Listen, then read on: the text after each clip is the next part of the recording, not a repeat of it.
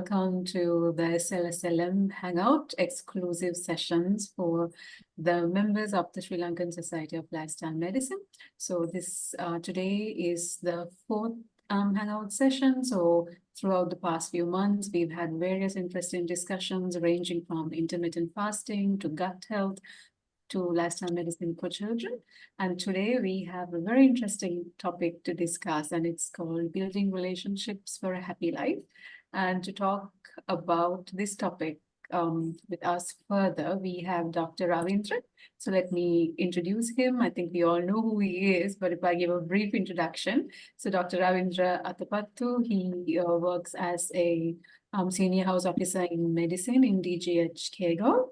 And he's also a board member of the SLSLM from last year. You might remember him from as our abstract coordinator in the abstract coordination committee for the SLSLM inaugural conference. And he also has a lot of activities going on where he tries his best to promote the practices of lifestyle medicine in the state sector. So very warm welcome to you, Dr. Ravindra, as well as to all our members. Yeah. Good evening, everyone, and good evening, Rasarit. Thank you very much for your nice introduction. And so we are discussing today regarding building relationships for a happy life. This is the fourth episode of our series. So today we are discussing about the relationships and a happy life and how to build relationships for a happy life. So we are starting our presentation, and anytime you can interrupt and ask questions if it is not clear or anything, some problematic or something. So at the end also we are giving time for the questions, and we are having a video for you also. So let's see it and let's start the discussion. What is building relationships and how we build relationships for a happy life. Okay, so to kick things off, Ravindra, why don't you tell us what exactly is a relationship? So what does it mean when we say relationship? Actually, before going to your question, Rasari, I would I would like what we expect from our day-to-day activities, or what we expect from our living is we have to know. We are doing all these things for a happiness, because you may know, from the childhood to the end of our life, we are doing everything for bringing happiness to our life. So that is very important. After that, I will go to the relationships. So the happiness is very important for us. So from the beginning of the life, we are looking for the happiness, and we were discussing how to live happily. And Rasari mentioned that how we are trying to give happiness to our patients, and how we are doing things to bring their happiness. So happiness is very important for us. And actually, in various religions, they have said, religious leaders discuss about this happiness. And Lord Buddha also said, the happiness is the most precious for the human being. Other religions also have same definitions and for the happiness. And then we are going to discuss about relationships. So the relationships mean, actually, when we discuss about a relationship, when we think about a relationship, various things are coming to our mind.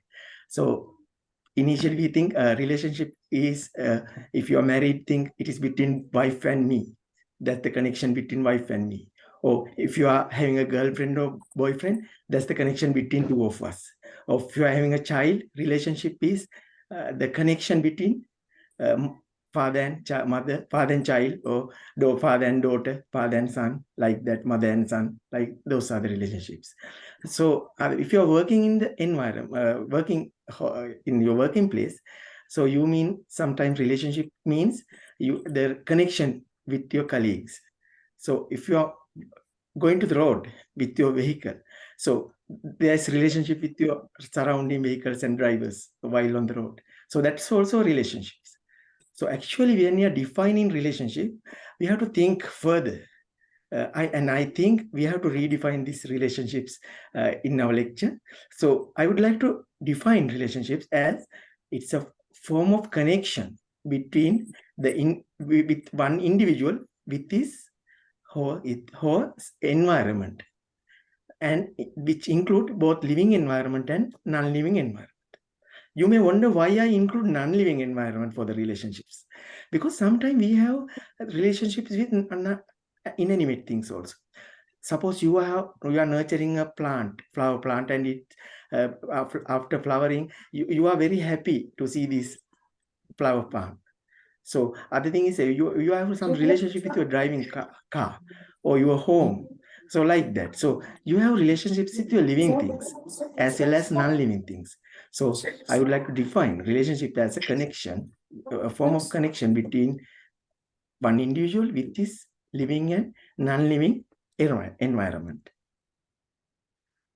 So as I explained, as relationships consist all forms of social connections, as I mentioned, with our friends, our family, and our working place environment, and some situations.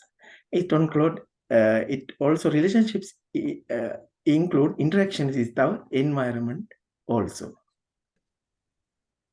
Why we need relationships is we have to, when we are thinking why we need relationships, the human beings are social creatures. So throughout our entire lives, we depend on each others to survive. So the relationships are very important and for survival. So from the beginning of our life, beginning of the evolution, these relationships have been started. So positive relationships may help you for caring as a spouse or as a parent, and as a friend, and as a helpful colleague. So these are relationships are very important as when you are playing that roles. So relationships have an important impact on your health. So positive relationships have a good impact on your health, and negative relationships or bad relationships have a bad impact on your health. So shall we? Yeah, we can. Yeah. It's actually very interesting what you said, that this actually comes back from evolution, and from like an evolutionary point of view, that it was very important that we have relationships actually. So I was listening to this talk the other day, and the anthropologist and the historian were telling that back in the evolutionary days, like humans are not very strong animals in the animal kingdom. So humans always survived in little tribes. So they were, without being in a tribe, they were actually not able to survive. So kind of like being banished from a tribe would essentially mean like a death sentence to a human being back in those days, evolutionary wise. So that is so that's how we sort of learn to be, social and move in a tribe. And that's why I think where it comes from, that humans are social creatures. That's very interesting, Ravindra. What can you tell us about health and relationships? Yeah. So we all know that when we are defining health, it is not just the absence of diseases. So we can define health as a complete state of physical, social, emotional, and spiritual well-being. So relationships are very important because it plays a crucial role in social health, emotional health, and actually not the physical one. This I mentioned it wrongly. Is a spiritual health. So physical health, social health, emotional health, and spiritual health. The relationships are plays a very important role. So as well as physical health, relationships are very important for all forms of health. So when we consider the lifestyle medicine concept, so we all know lifestyle medicine has 4 pillars. So lifestyle medicine calls for the prevention, management, and the reversal of lifestyle-related illnesses, such as diabetes, hypertension, ischemic heart disease, and obesity related illnesses. So there are 4 important pillars in lifestyle medicine. The one is healthy eating, then the second one is physical activity, third one is sleep, restorative sleep, healthy sleep, and fourth one is mental well-being. So other other one is healthy relationship, fifth one. So other one is avoiding harmful substances. So it's a key pillar in lifestyle medicine, and it is very important that relationships are playing a crucial role, important role in lifestyle medicine too. Okay. So next, when we consider the positive psychology, or in lifestyle medicine, or the positive psychology has a very important area for the relationships. You can see in the picture, Dr. Martin Seligman. We called him father of positive psychology, and he introduced PERMA model, or in his theory of well-being, and he published this book recently in 2011, and he in his theories he mentioned this PERMA model for well-being. So it has a very important pillar, very 5 pillars, and one pillar is relationships. So the relationship, he says, importance of positive relationships is a key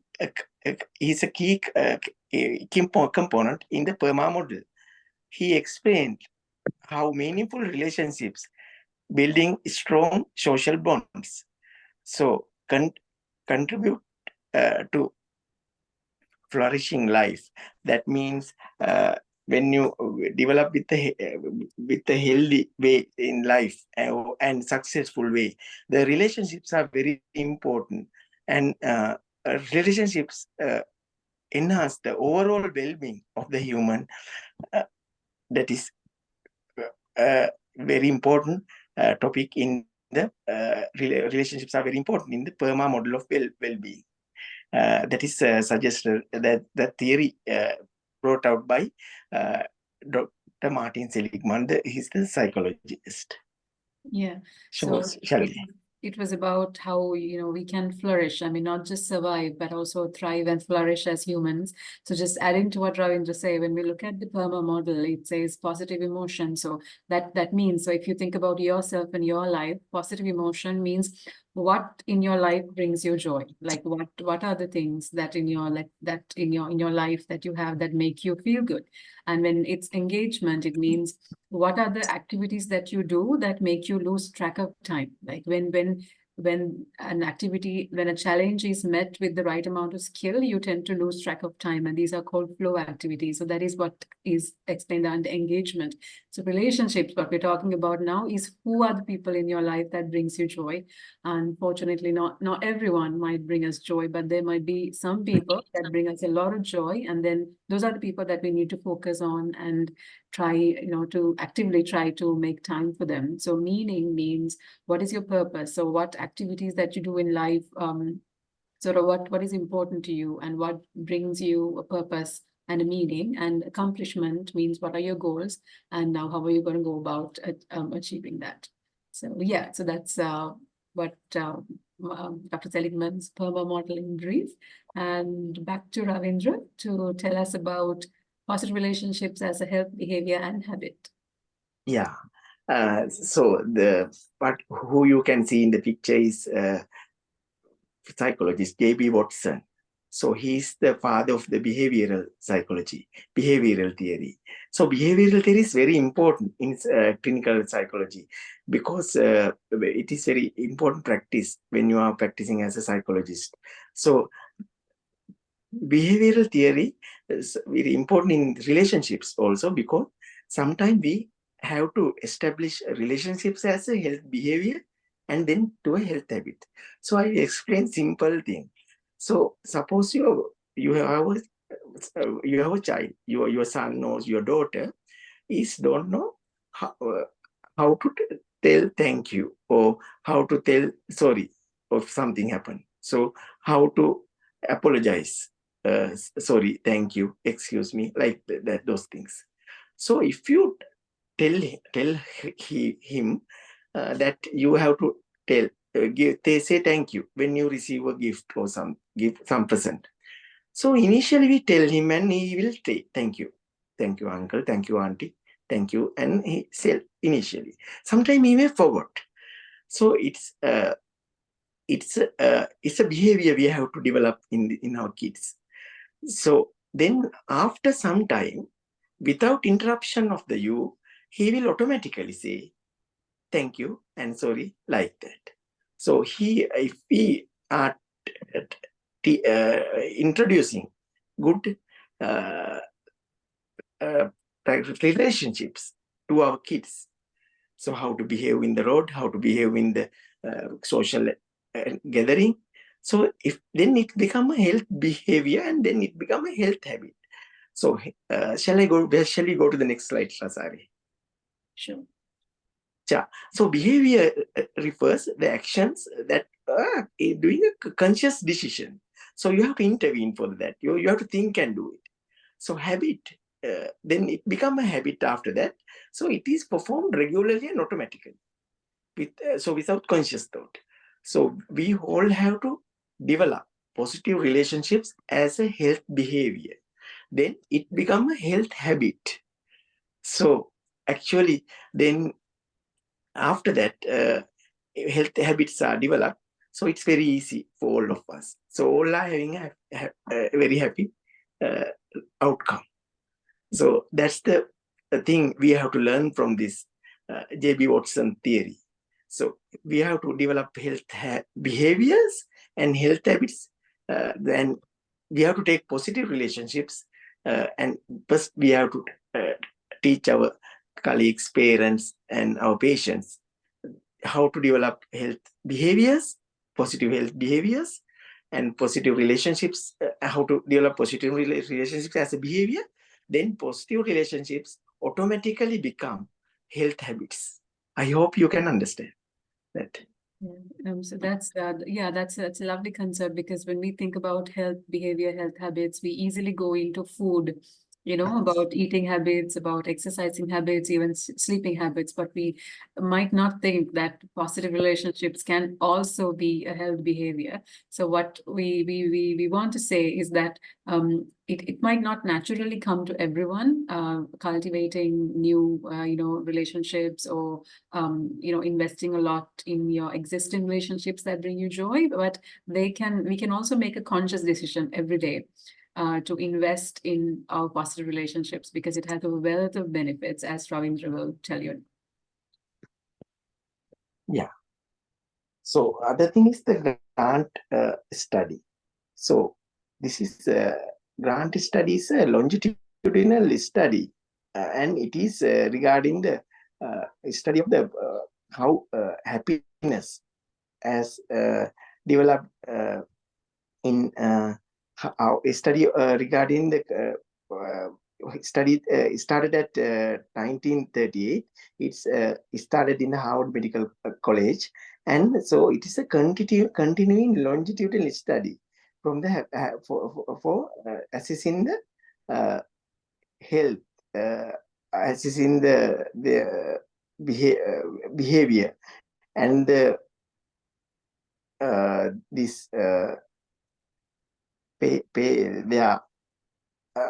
they have a group of students, and they followed up for a longer period of time, and then after that they have identified this is the longest study of the regarding the happiness and outcomes. Shall we go to the next slide, Rasari? Okay. So this study shows the life meaningful and fulfilling the life. The surprising relationships, the strong relationships help us to live happily and satisfactory life and healthier lives. Though finally, at the end of this, at the recently, at the end of this study, they have found relationships make us happier, healthier, and help us to live longer. So if you go to the previous slide, there is a book they published during this research, Triumphs of Excellence, and this is one of the this study key director. He's involved in this study, and later there was another book they published. In the, you can see it in the next slide. So that book also describe this study. So shall we add more about this study, Prasari? Yeah, this is interesting because it's an 85-year-old long study, and this is actually not just the longest study on happiness. This is the longest study in the world so far.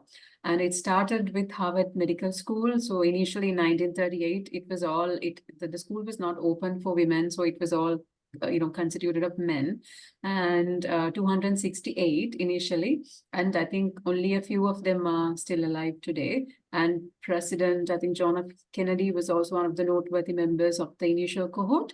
And now they have expanded this to the children and the children's children of these individuals, and it spans of more than 1,300 members now.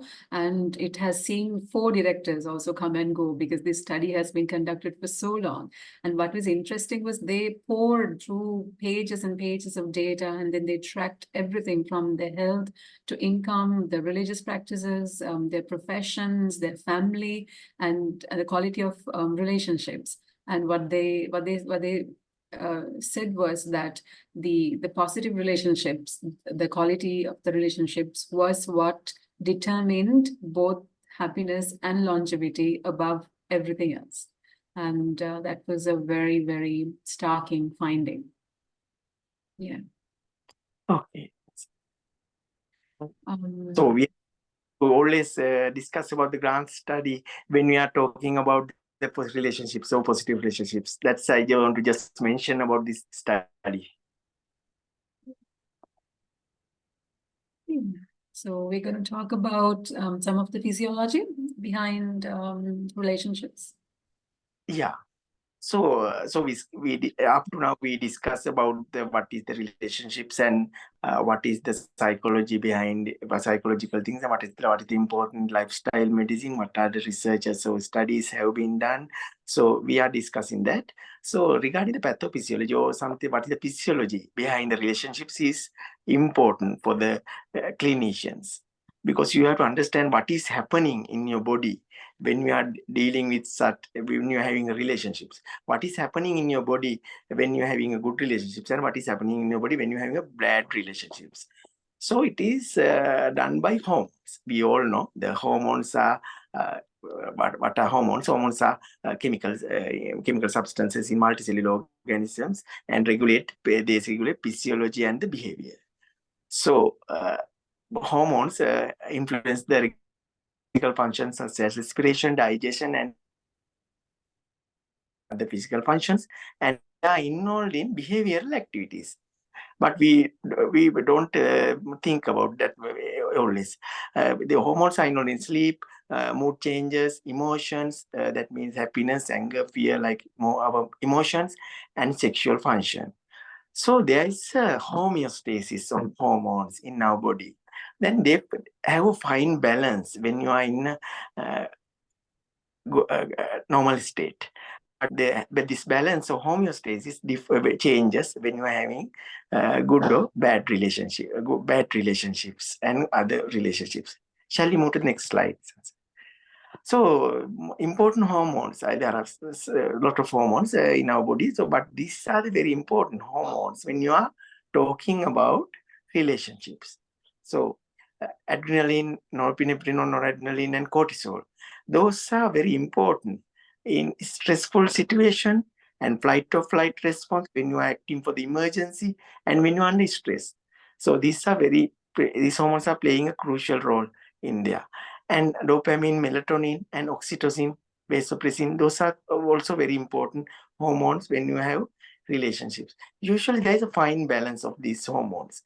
So For example, I would like to give when you are in some stressful situation, or when you are having some problem, and when you are having some difficult situation, such as in me now. So, so your adrenaline, noradrenaline, and cortisol, they will increase, and they increase to trend your heart rate. They increase heart rate, your respiration. So other things also goes up. Your blood sugar levels goes up, your cholesterol levels goes up, and your heart rate and all that. So if you are continuously in a stress situations and facing problems, and you are having bad relationships always and negative feelings, those hormones consistently high in your body, and you are more prone to get diabetes, hypertension, ischemic heart diseases, and other non-communicable diseases, and your immunity also become less, and your melatonin level goes down, your oxytocin levels goes down, and so your immunity become less. So shall we go to the next slide, Rasari? Yes. So the other very important hormones are dopamine, melatonin in our body. So dopamine, known as feel-good hormone, it contributes to feelings of pressure and pleasure, and motivates to seek out rewarding activities. It play key roles in emotions and attention. So other one is melatonin. Melatonin is hormone released uh, by brain's pineal gland, and it regulates body sleep cycle, and it has impact on regulating your homeostasis and sleep cycle. So shall we move to the other one? Then this oxytocin.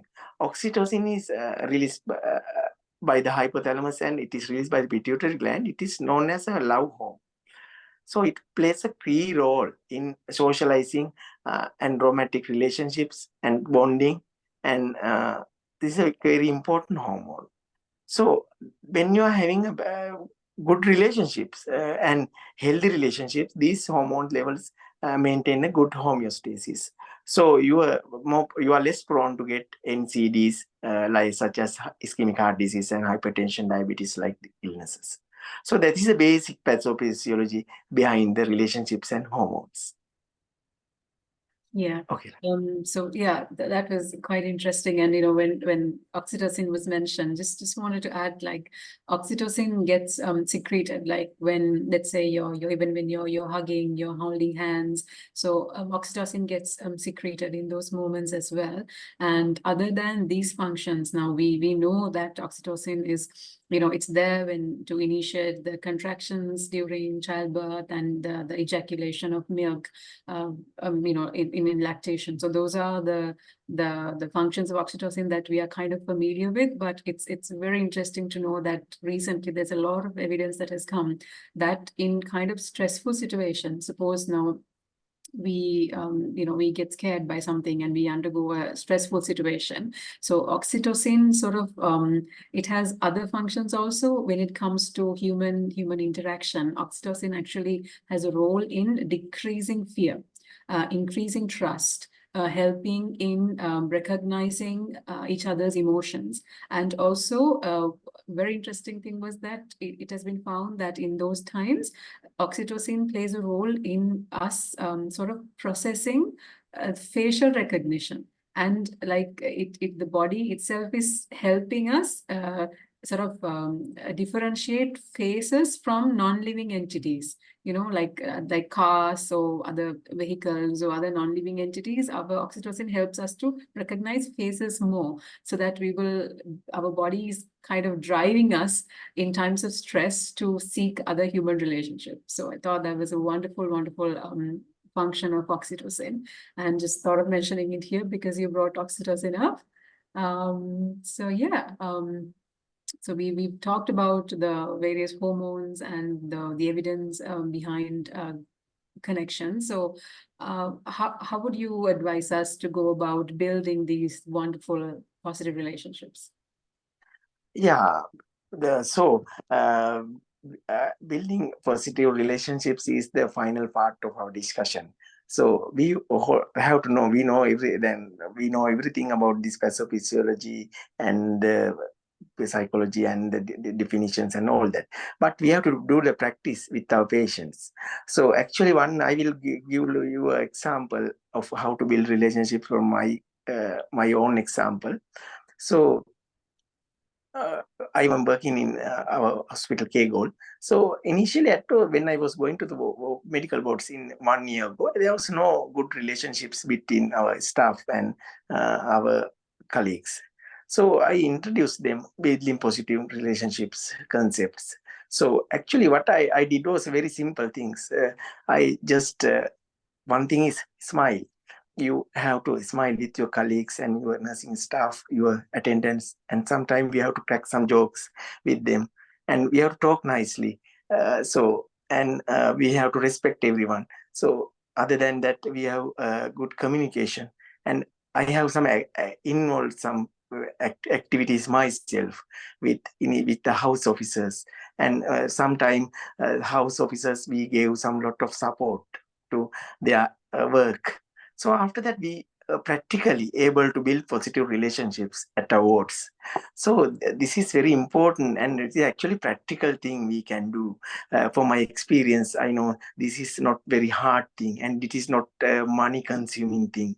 These simple things we can do. So let's discuss step by step what are these steps for positive relationships. So actually, we have a video to show you to discuss the first thing, micro moments of the connection.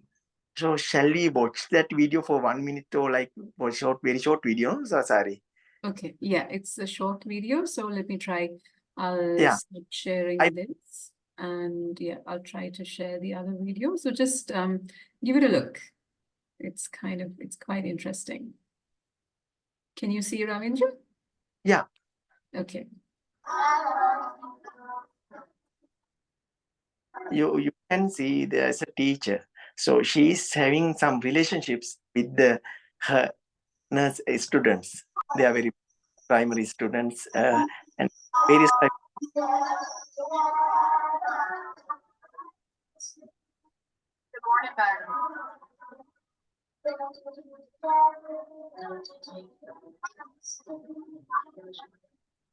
You see, she's hugging child with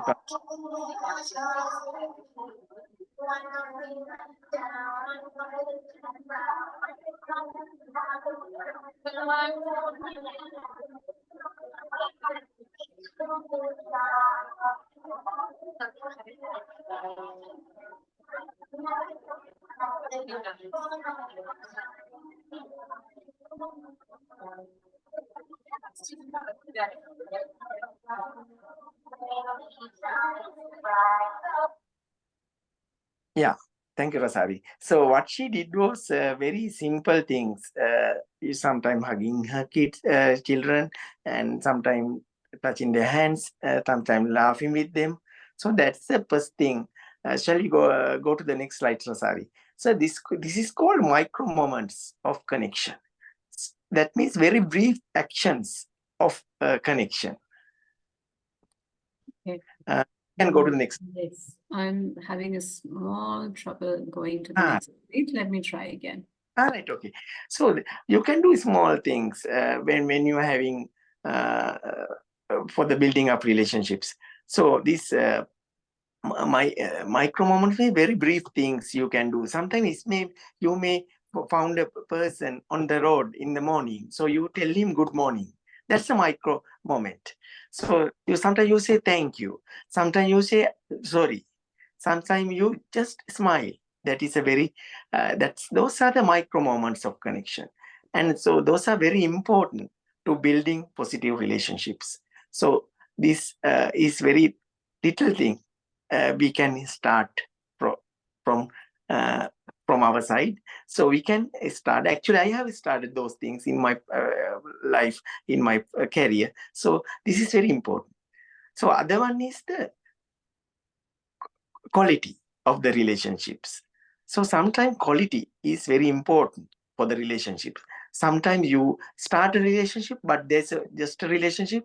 Suppose it is with your patient, and you just talking with him, and you are not understanding his empathy, other feelings, and you are not doing meaningful things. So that is not a quality relationships. So you have to develop the quality of the relationships. So other thing is quantity of the relationships. Quantity relation, that means the amount of relationships you are having. So some person may have less relationships. Some person can have ability to develop more relationships with people. So quantity differs from person to person. So the quantity as well as quality of the relationship is very important. So we go to the next slide. Okay, so this wonderful micro moments of connection, just let's build on an example and just a little bit go into the psychology. So let's say that, let's say somebody was crossing the road and that you were driving, and then they wanted to cross the road, so that you stopped your vehicle, right? And then let's say now this lady who was crossing the road, maybe just after as she was crossing, maybe looked at you, and then you both smiled. So that itself is enough for it to be a micro moment of connection. And for something to be a micro moment of connection, there are actually three components. Now, when you stop the vehicle for somebody, you feel good, right? Like you did something nice, and you maybe you didn't have to stop, but then you wanted to do something nice, and then you have a positive emotion inside you because you did something nice. And for the other person, at the same time, maybe they really wanted to go to the other side of the road, maybe they were running late, and that because of you stopped, they were able to do that, so now they are happy. So at that moment, both of you are experiencing positive emotions together. So this is called positivity resonance, right? And at the same time, you have the second one is that you have mutual concern and care about each other at that brief moment. And then when you look at each other and smile, that is like you're kind of mirroring each other's facial expressions, and then that creates a kind of like a behavioral sync. So when you have positivity resonance and behavioral sync and mutual concern, so in that small moment, it creates a very brief but very powerful micro moment of connection. And these are easy to come by. You can have multiple micro moments of connection, and every time you have, the more you have throughout the day, the better it is for your health and your happiness, and even adding years to your life. So over to Ravindra. Yeah.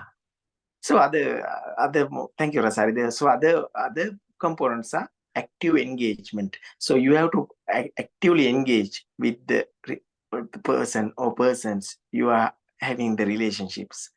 And other one is the mutual respect. You have to respect if it is one of your patient, or one of your colleague, or one of your child. So you have to pay his due respect. And other one is the communication skills. Communication skills are very important in your relationships. So this may be not the verbal, maybe your body language, your way of looking at him, the body language, and other ways of communication, verbal and non-verbal. Those are very important things in building up your relationships. Sometimes sometimes one word can destroy the harmony of your entire relationship. So this is very important communication skills. So other one is the boundary setting. You have to set boundaries with with whom you are having the relationships. Sometimes it may be one of your patient, maybe one of your friend. Sometimes we have to say no for them. So if you have bounds, you have to set your own boundaries between the relationships. So relationships needs boundaries. So that are differ from relation to relationships. That's are very important. So other one is the empathy and the support regarding the relationships. So you have to look in an empathetic way regarding relationships. So if this empathy means feel like what you have, what you are feeling to your own child, or your own colleague, or your own family member, what will I am doing, like that, feeling as your own thing. Empathic way is very important. Empathy is very important for the relationships. Yeah, sorry, next one. Okay, thank you, Ravindra. And interesting thing that Ravindra mentioned was in communication skills. It's not just what you say; it's about how you say and your body language and facial expressions also. In fact, there is some evidence behind this. There is Professor Albert Mehrabin, who did a lot of research in communication, and he has this communication model, which is a little scary. It's called the 7-38-55 rule. So what he says is when there is an exchange of when there's communication between two people, only 7% of that communication happens through words. 38% is about your vocal tone, and 55% is your body language and facial expression. So that's something to think about. Yeah. Yes, and tell us more about benefits of healthy relationships. Of health relationship, as I previously discussed, you can use this building of healthy relationships for primary and secondary prevention of NCDs. That those are diabetes, hypertension, ischemic heart disease, dyslipidemia, and much more, obesity syndromes. So you can use this for primary and secondary prevention of NCDs and your stress reduction, because relationships can reduce your stress. And good relationships can reduce your stress, and you can do better. Better health behaviors and health habits are very important for your physical health. So from the healthy relationships, you can develop better health behaviors and health habits. So we move on to the next slide. So other thing is your lifespan, your longevity. So lifespan will be increased and reduce mortality because of these health benefits. Another one is the mental health. Relationships can improve your psychological well-being. It can reduce the incidence of depression, anxiety, as well as sometimes it can reduce the dementia. From some people are less prone to dementia when they have good relationship, from the research evidence. And good relationships enhance your immune function, and you are less susceptible for infection because of your increased immunity. And positive relationships improve your cognition, the way of your thinking, and way of your decision making. And those are in cognitive function are very improved by good relationships. And as I mentioned, it declines. It reduce the risk of cognitive decline, and those positive relationships cause less risk of developing dementia in all elderly. Okay. Okay, so we've talked about all the benefits. So yeah, what will happen if the relationships that you're in are not so healthy relationships? Yeah.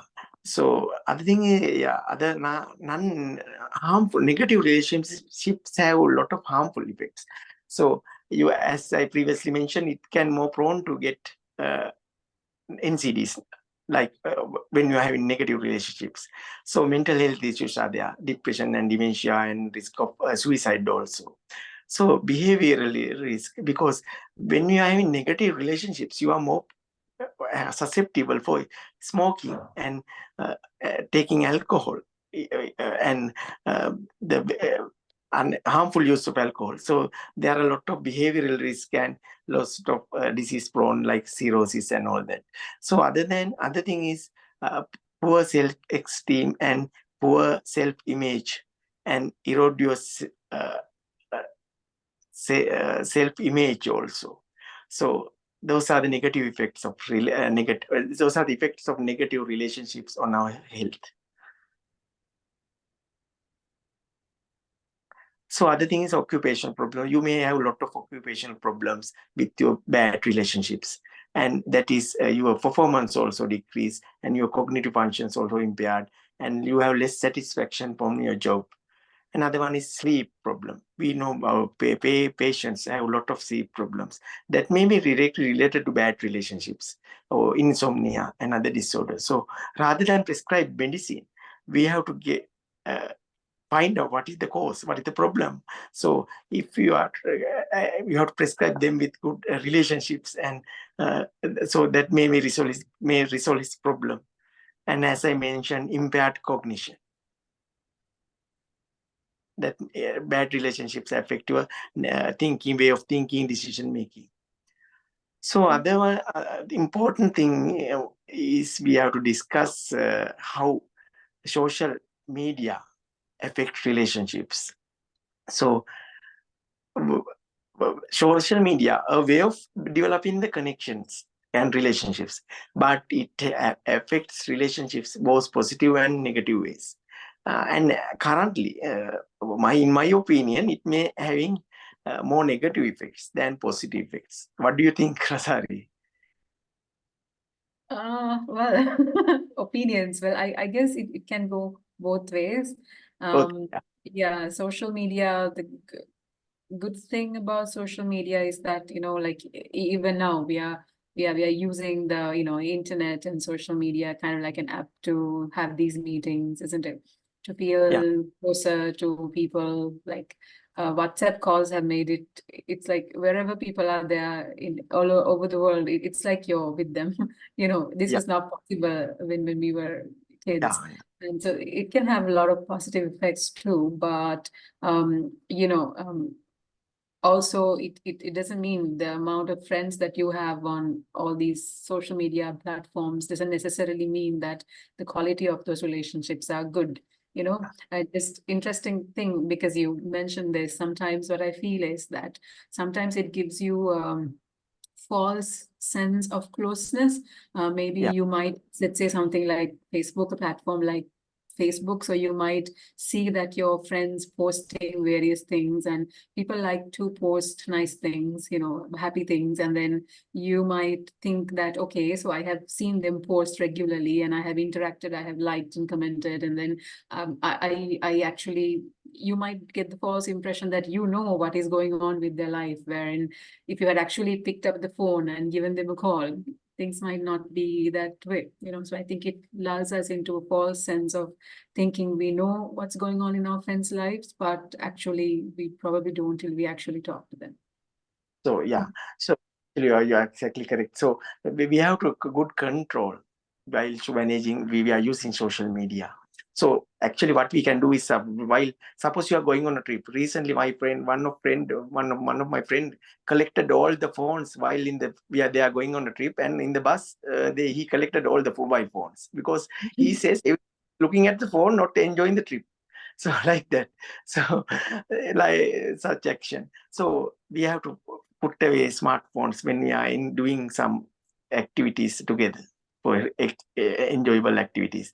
So other thing is limit your screen time. So that is very important. So other thing is sometimes you can social media apps, you can move on to folders, and then you can just see it is very not first way. Then after that sometime you will see the social media apps, and turning off notifications sometimes helpful. And other thing is we are not, sometimes we believe we can't live without social media. Sometimes if the Facebook or something WhatsApp or going wrong, we think, well, that's the end of whole world, like that. So that's not the way. So you can live without social media. You have to think like that, I think. So other thing is we have to use mobile phone as a mobile phone because it came initially to communicate with the phone. So now it's at multi-functions. So initially we have forgotten the basic function of the mobile phone, and we are using various other things. So that's my opinion. So I think more relationships, we have to balance the use of more social media and mobile phones and internet. Yeah, well, that's an interesting point, because I think We have actually. I will not limit. No, so sorry. Yeah. Sorry? Sorry, we have a limited time, so that's why I All went right. fast. Yes. No worries, because like we are probably some of the last generations who actually remember what it was like life without a mobile phone. So we had a lot of fun back then before social media came into play. So I'm sure that we can learn to limit our social media use as well. That's very So important, relationships. So other thing is the take-home message for our colleagues, because I think as doctors we are having relationships with our clients. So we all know we have to learn how to develop good doctor-client or doctor-patient relationships. And sometime in the history we're taking, you have to ask about their relationships. We are not usually asking because social history and other things very neglected in our history taking parts. Our juniors as well as seniors, they are not asking about the social history and the relationships. So that's where we have to develop a practice in our clinical history taking and ask about relationships. Just 1 minute, how is your family, how is your wife, and what are your relationships? And so we have to ask them. So other thing is from the prescriptions, we just not only prescribe medicines, we have to prescribe how to develop healthy relationships for these patients or clients. So shall we go to next slide, Rasari? So these are the things we have discussed in the previous slide. Those same things can be applied for our clients, for patients, for their when we develop in doctor-patient relationships, and we can apply those concepts for our patients or clients, especially these micro moments of connection. We can apply to our patients. So that's the take-home message for you to practice these positive, good relationships, healthy relationships, and building up healthy relationships. And those will lead you a happy life, not only you, but also your client or the patient. So that's the end of the presentation, and I apologize for the technical errors. Actually, initially I missed that one part, and so sorry for that. I really apologize for that technical errors. Suddenly I lost my connection. That's what happened. So do you have any questions or discuss 5 minutes? Yes, so we can take some questions now. We had a tiny discussion some time ago, but we want to respect your time. So we'll take about 5 minutes if you have any comments, any questions. And thank you so much, Dr. Malika. And actually, right now, we will put small link to a feedback form. This feedback form only has 3 questions. I promise it will take less than 5 minutes of your time. Dr. Kasun will give you the link in the chat right now. So just please click it and just you can take your time, and it won't take more than 5 minutes, just 3 questions. And that feedback will really help us kind of tailor and improve our sessions in the future. So yeah, any questions to Dr. Ravindra? Any comments, any thoughts? Hello, Dr. Rasari. This is Sangeetana.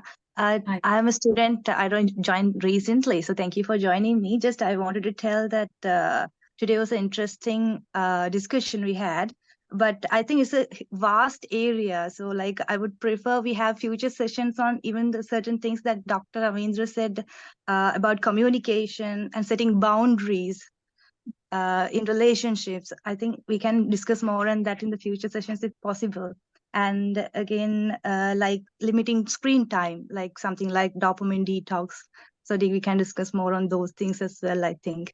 And if anybody has read the book Ikigai, I'm not sure whether from that book or not, like there's a research, I'm not sure whether that book, saying that people from Japan living longer, and when they have been put to another country, it is found that they live less than from their original place. That is because of their relationship. And again, in few years, that is in the next generation, they were found to live more. That is because they have now built their own relationship in that area. So I'm not sure what the research is. I'm not having a book with me. I'm not sure. So I was wondering why this is, how relationship can activate, like change our health. But I think with today's discussion, I got some input into that about the health benefits, the pathophysiology and those things. Thank you, doctors. Okay, sure. We will look into that in future. In our next series, coming up series, we will look into your STR. Thank you for your comments. Yeah.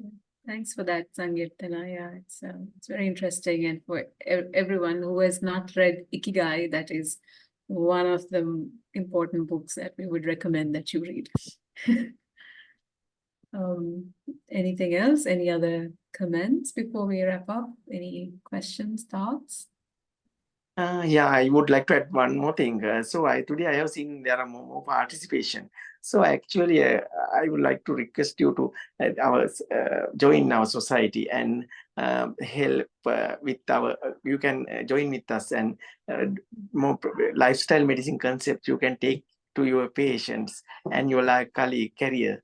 So that will be helpful for you in future for our society as well as your career. So we can make a change, because these days everyone is leaving the country and says this is a bad country and all that. But I was in England 2 years ago, 1 year ago, and for nearly 2 years. So what I see is the relationships we have here are very important and very long, very good relationships we are having with our colleagues and all, our clients and patients and our society. So you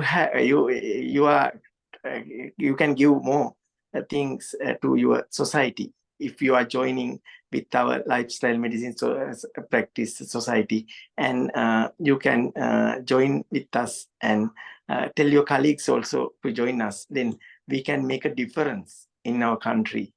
I think that thing, because I have seen what is the health burden in the medical wards we are having with NCDs. That's the one request I would like to have in this session.